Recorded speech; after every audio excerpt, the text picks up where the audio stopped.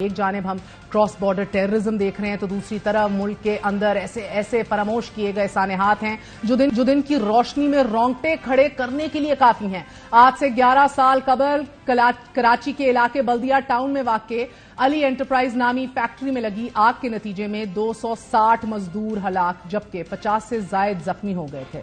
ناظرین، واقعے کے 8 سال بعد عدالت نے اپنے فیصلے میں قرار دیا تھا کہ فیکٹری میں آگ لگی نہیں بلکہ لگائی گئی تھی۔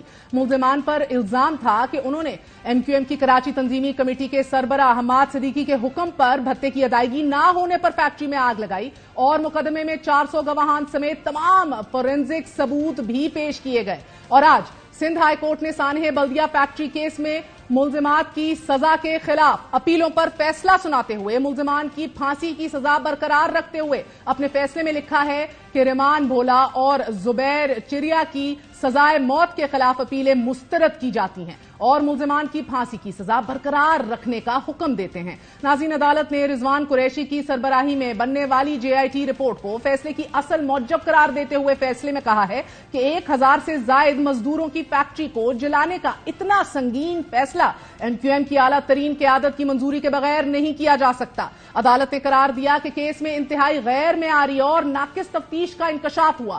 گمراہ کن ایف آئی آر کے ذریعے اصل مجرموں کو تحفظ فراہم کیا گیا۔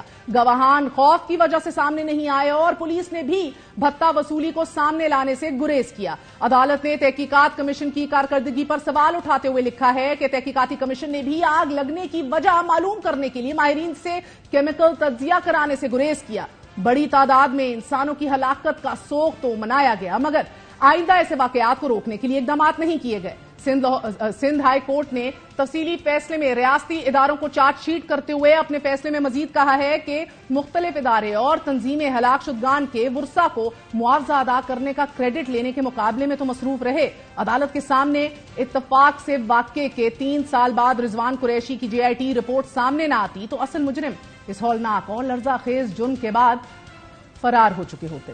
ہائی کورٹ کے 2 رکنی بینچ نے پولیس کے کردار پر سوال اٹھاتے ہوئے لکھا ہے کہ پولیس نے حقائق تک پہنچنے کے لیے درست تفتیش تک نہیں کی۔ پولیس نے تفتیش میں اہم زاویے کو نظر انداز کیا۔ فیکٹری مالکان اور متعلقہ محکموں پر حفاظتی اقدامات نہ ہونے کا الزام لگا کر اپنی ذمہ داری سے گریز کیا گیا۔ مرکزی ملزم کے حوالے سے عدالت نے مزید کہا کہ حماد صدیقی ایک اشتہاری مجرم اور 10 سال سے زائد عرصے سے بیرون ملک فرار ہے جسے واپس نہیں لایا گیا۔ عدالت نے حماد قریشی کو وطن واپس لانے سے متعلق اقدامات کی رپورٹ طلب کرتے ہوئے سیکرٹری داخلہ آئی جی سندھ اور سیکرٹری محکمہ داخلہ سندھ کو رپورٹ کے ساتھ پیش ہونے کا حکم دے دیا ہے۔